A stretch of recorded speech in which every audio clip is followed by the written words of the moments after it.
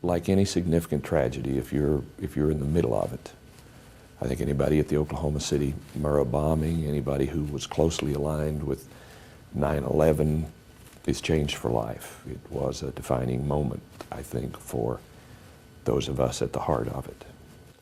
I don't think you ever get completely over something like that, but when somebody asks me, what's one of the darkest days of your life, well, that certainly is near the top.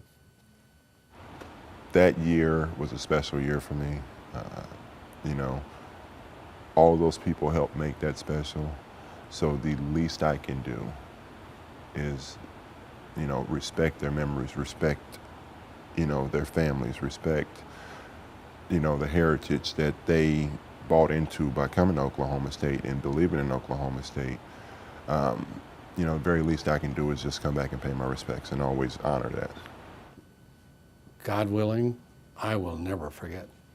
And my actions, whenever you see me in a public forum, you'll be able to look here and say, he has not forgotten.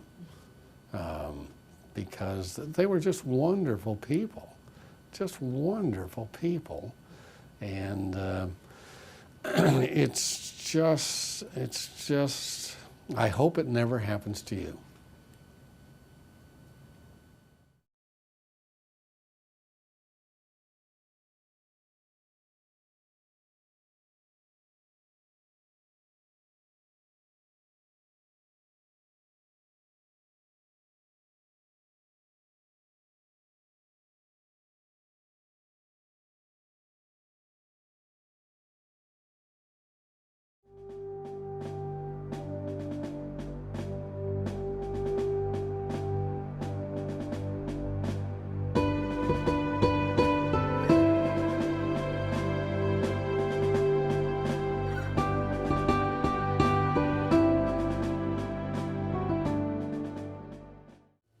Disbelief, shock, grief.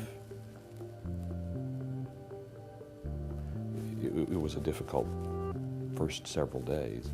When we landed there at the airport in Stillwater, well, they said that one of the planes had some mechanical problems and they had to go back to Denver. And I didn't think anything about it. Then,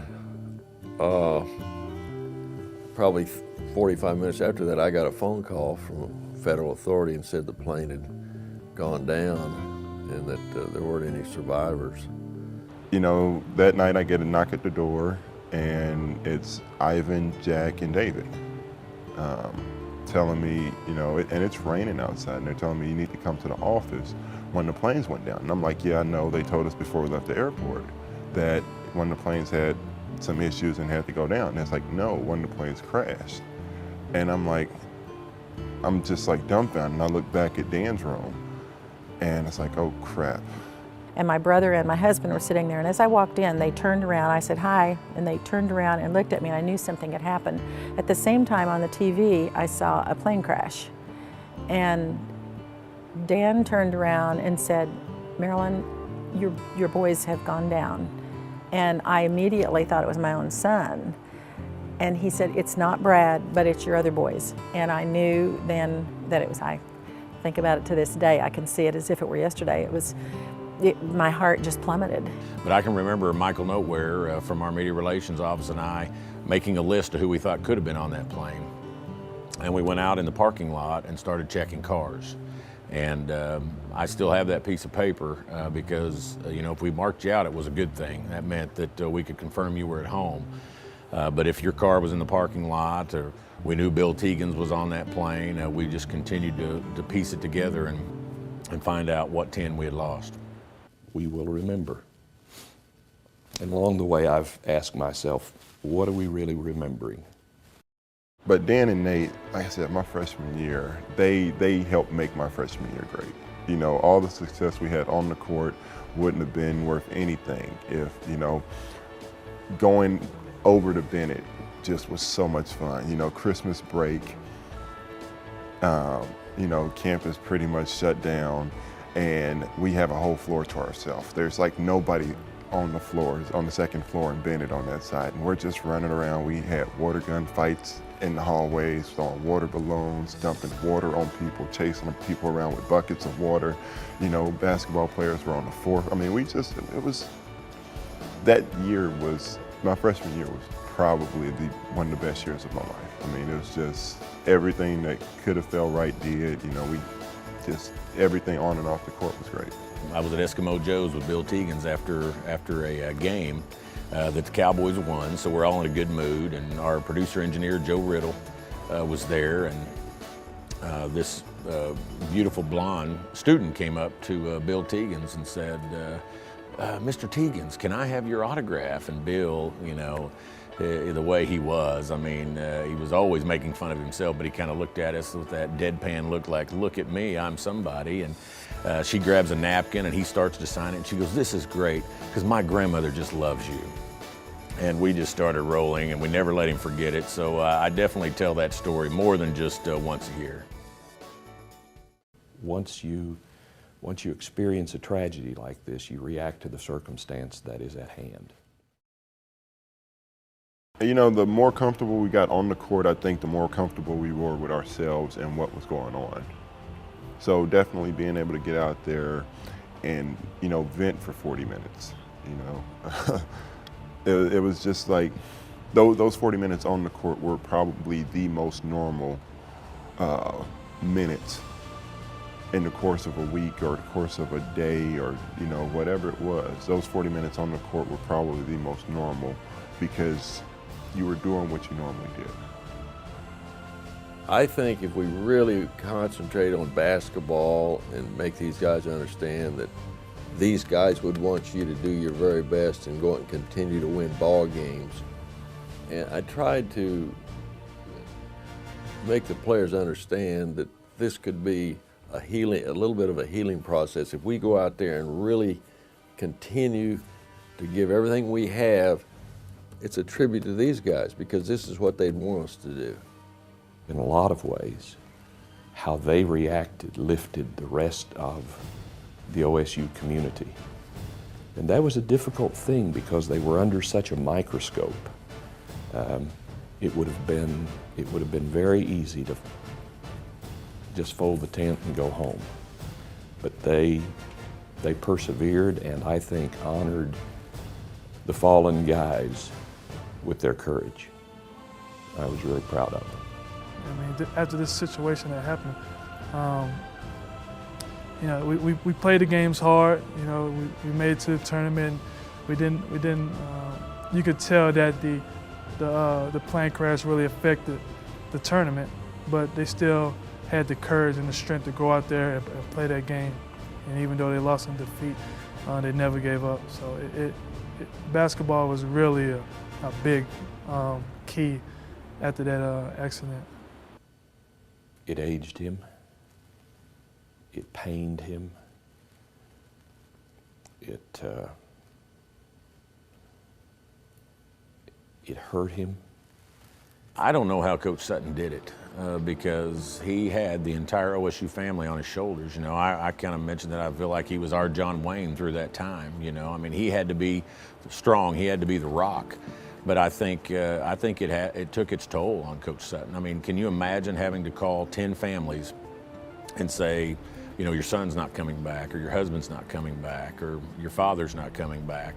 I can't imagine having to do that. And he called all 10 of those families, and I think it's something that still affects him to this day. You know, the strength that he had, the reserve that he had, I don't know, Coach Sutton was a comfort to know that, you know, we knew he cared about us, we knew he cared about those guys, and just to, you know, have him steady and, you know, never really wavering through any of it was just unbelievable. Oh gosh, you know, I can't speak for Coach. I know what I saw. I just saw inner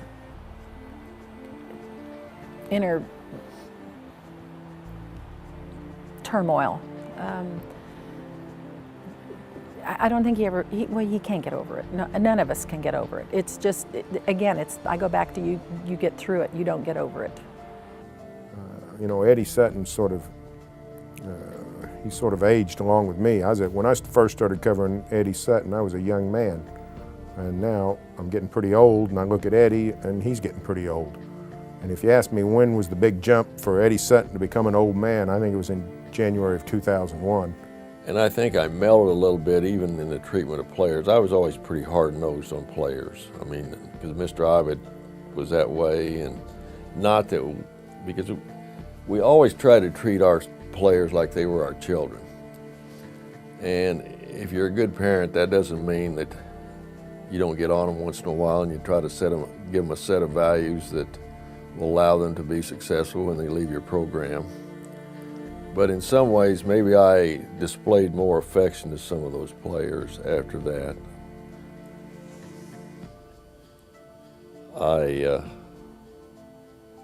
probably didn't yell quite as much at players as I did at one time. I know some of my older players would come back when they were those last few years when I was coaching, and gosh, Coach, you mellowed. You're not nearly as tough as you used to be. The cowboy never touches the ground with his hat unless he's been bucked off his mount or unless he is deeply grieved. It's a wonderful memorial, and when you look up there and see all those guys, I always have a smile because it'll make me remember something that was really we did that was a lot of fun. You gotta stop. You have to, because to me it seems like there's always someone saying something to you, like regardless of which 10 it is. Like one is always, you might pass by one and they say something to you, and you just have to stop and just listen to what they have to say, or just have a moment of silence, because like them 10 guys put their life on the line for us. But time goes on, and I see that in the recruiting process. We'll go by the memorial and people will say, now what is this? And I think, oh, did you not know what happened? I mean, my heart's still there. I see it every day as I walk into my office.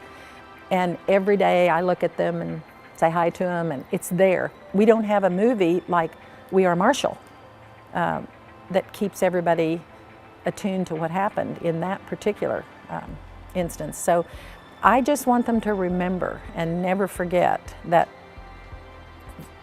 tragedy can happen very quickly, and when you least expect it, it's when it kicks you in the teeth. And the thing that stands out to me is either deliberately or by happenstance, every team, probably still to this day, when they go into that arena, they look at that memorial, whether by choice or by curiosity. And nobody's giggling, nobody's smiling, not a word is said. It just kind of lets those guys, realize what matters for just a few more minutes before heading out to the court. Around this time every year, I try and make it back for the game closest to the memorial, and I'll go out there and just sit and look at, all those pictures and read everything, and just think for a second. Wonder what if, it'd be. I wonder how my life would be different if, Dan and Nate were still here, or if Pat was still here, or how everything would have played out. So, but then I think, well, everything happens for a reason. Out of it all, I think we are stronger people, and we're made a stronger university that cares more about each other. You've learned something from each one of them guys that's on that plane, whether if you have met them or not. You learn something based on what they done in their life and their career. Changed me. I'll tell you how it changed me. It made me more aware of how precious life is and how quickly you can be here today and gone tomorrow. I don't think there's any question that just changed me profoundly, just absolutely profoundly, because you can be sort of wrapped up in your work and what you're doing, You think it's terribly important, and then you realize that life is a very fragile thing, and if there's anything that you wanted to do, you better do it, because you may not have the opportunity in the future. Definitely, I don't like flying. I have a serious fear of flying, even though I still have to get on planes from time to time. I'm a nervous wreck on airplanes. I can't do it. I'd rather drive. I don't take much for granted. You know, I prioritize the things that are really important. You know, some things you can do without. Some things you don't need, you know, but ultimately at the end of the day, I want to be happy. I want to make sure my family's taken care of, and I want to know that every day I show my kids especially that I love them. Well, I think we've always been a caring group and a tight-knit family, but it just made us that much tighter. You know, I think it's made us all cherish every day a little bit more, but I can tell you there's not a day that goes by that I don't think about Pat Noyes and what he meant to this program, or the enthusiasm of Bill Tegans. You know, my last conversation with Bill Tegans, he pointed at his chair and he said, "Larry, don't ever let me mess this up." He said, because this is absolutely my favorite thing to do is call Cowboy games, and don't ever let me mess it up. So I've always, taken a little solace in the fact that I think he died doing what he loved. This guy sits on my desk in my library at home, and every day I rub his back to remember. We're remembering those 10 guys. We're remembering what we did to respond to the incident, but I think more than that, we're remembering what it means to be family, and what it takes to dig deeply and call out the best emotions in humankind.